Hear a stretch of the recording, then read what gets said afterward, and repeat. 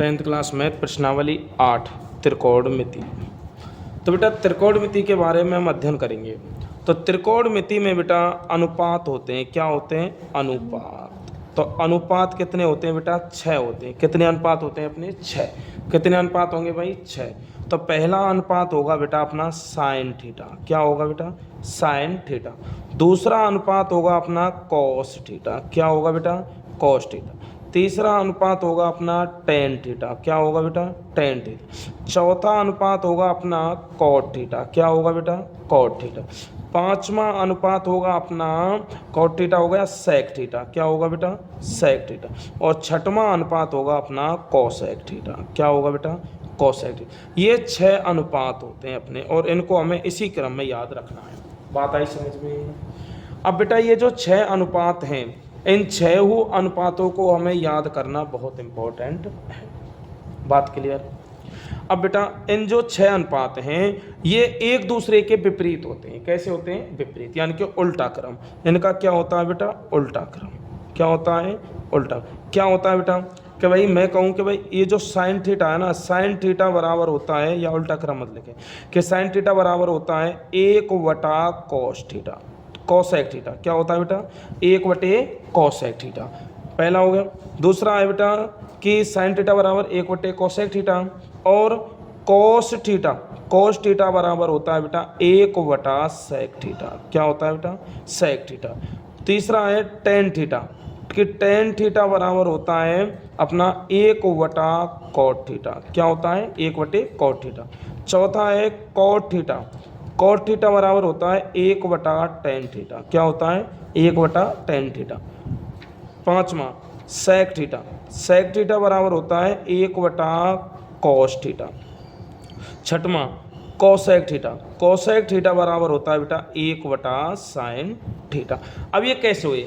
तो बेटा कहने का मतलब है जो साइन थीटा है ना वो होता है, यानी यहाँ लिख देता हूँ कि साइन थीटा को उल्टो कहा हुआ बेटा कोसेक थीटा। क्या होता है? Cosec theta. और बेटा कॉस थीटा का जो उल्टा होता है वो होता है सेक थीटा। क्या होता है? Sec theta. टेन थीटा को जो उल्टा हुआ है बेटा वो होता है कॉट थीटा। क्या होता है? Cot theta.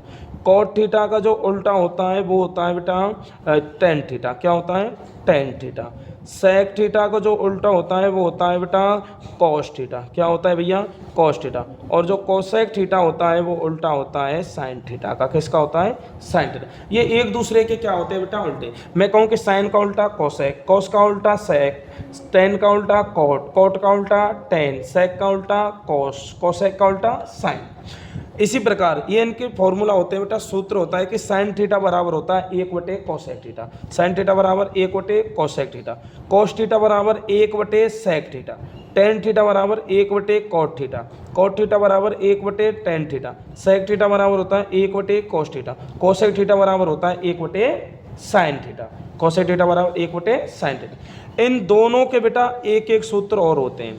इन दोनों के टेन थीटा बराबर होता है साइन थीटा वटा कॉस थीटा। क्या होता है? साइन थीटा बटे कॉस थीटा। ऐसे ही कॉट थीटा का भी होता है, ये होता है कॉस थीटा बटे साइन थीटा, कॉस थीटा बटे साइन थीटा। बात आई समझ में कि नहीं आई? अगर बेटा इन दोनों को आपस में गुणा कर दिया जाए, इन दोनों का आपस में क्या कर दिया जाए? गुणा।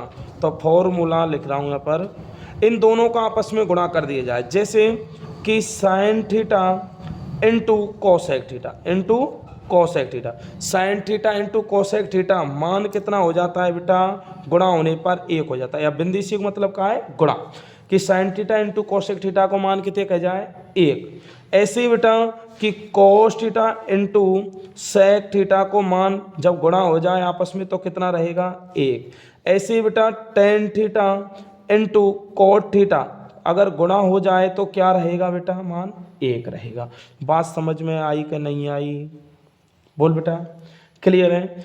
अब बेटा मैं बात करूं कि भाई जो त्रिकोणमिति है अपनी, त्रिकोणमिति में बेटा के एक सूत्र चलता है अपना, एक होता है लाल बटे कब का, और ये जो त्रिकोणमिति है ना बेटा, ये त्रिकोणमिति समकोण त्रिभुज पर आधारित है। किस पर आधारित है बेटा? समकोण त्रिभुज पर। किस पर आधारित है बेटा? ये समकोण त्रिभुज पर। तो बेटा समकोण त्रिभुज क्या होता है? ऐसा त्रिभुज जिसका एक कोण कितने डिग्री का हो बेटा? 90 डिग्री का हो। तो ये 90 डिग्री का हो गया, हुआ कि नहीं हुआ? ध्यान दे सामने।